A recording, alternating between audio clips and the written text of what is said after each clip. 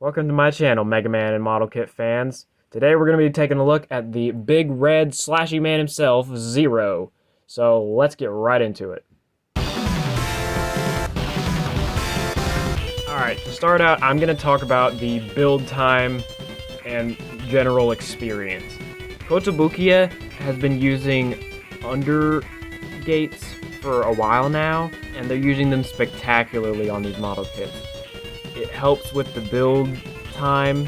It helps not show the burrs as much. You can still see them a little bit, but it's not as noticeable. And thanks to the undergates, I built this in about 3 to 4 hours with minimal panel lining, and I don't have any sanding tools, so I just cut the burrs off. But as you can see, he looks absolutely fantastic.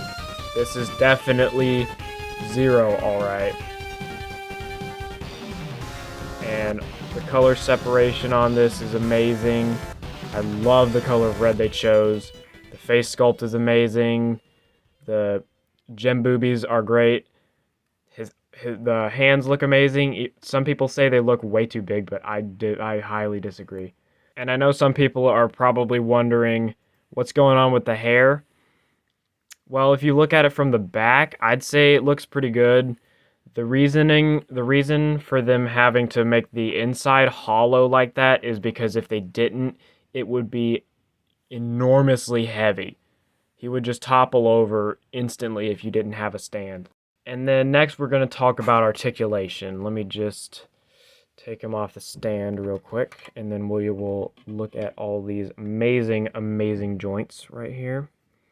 I'm going to pull the focus in for this. At the head, you've got your standard double ball joint, one inside of there and one down here on the neck, which is sort of limiting because of the hair, but you can also articulate this back thing right here to move it out of the way. And then you've got sort of swing out arms here. They don't swing out very much, of course, because if they did, then it would obstruct the sculpt. You've got double jointed arms.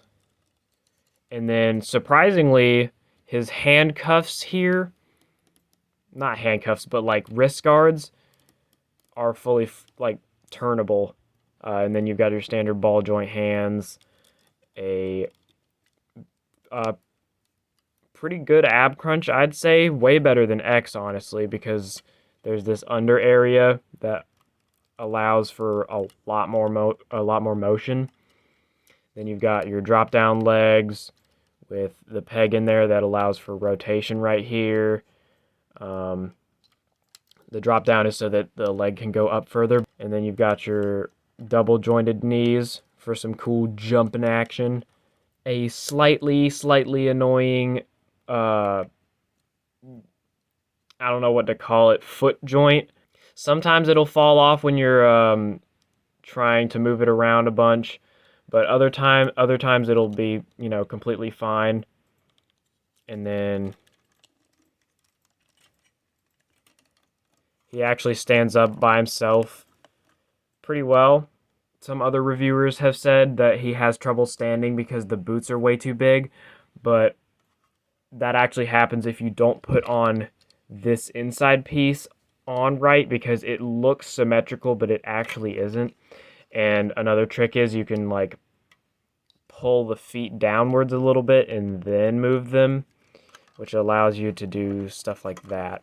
Now let's take a closer look at these accessories, starting with the open hands. These are the open hands.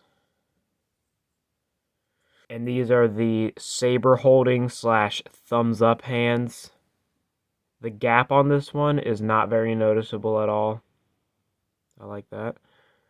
And this is the grasping / clawing hand. And then this is the buster, which I have panel lined inside of these sections and all around it. And this is the neutral face up close. the teeth gritting face, which I've panel lined a little bit inside. And this is the screaming face. Now we're going to take a look at the saber effect pieces. This is the big slashing effect piece. Big blue beautiful slash when it's not on the blade, and this is when it is attached.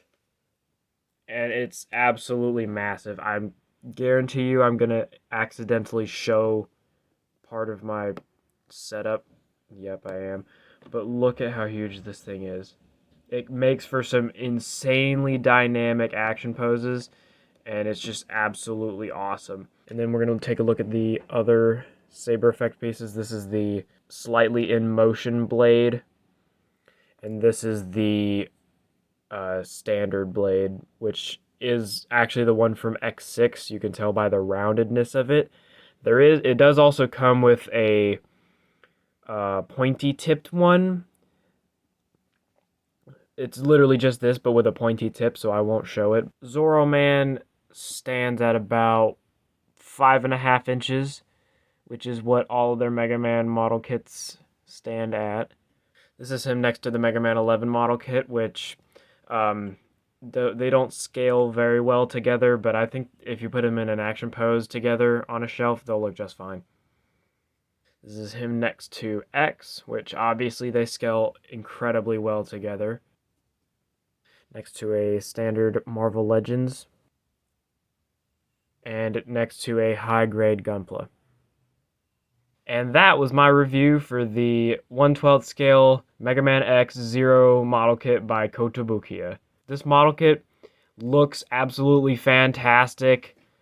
Kotobukiya has been doing an amazing job with the Mega Man line, and I'm excited to see more from them in the future because this Zero kit is amazing. Every single detail is here. The joints are fantabulous, and there's lots of cool accessories.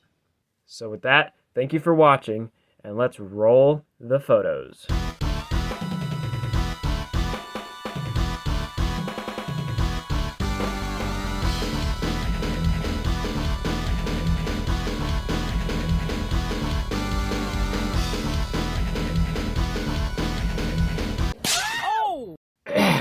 Hello everybody, my name is Markiplier. Welcome to my channel, Mega Man fans and model kit.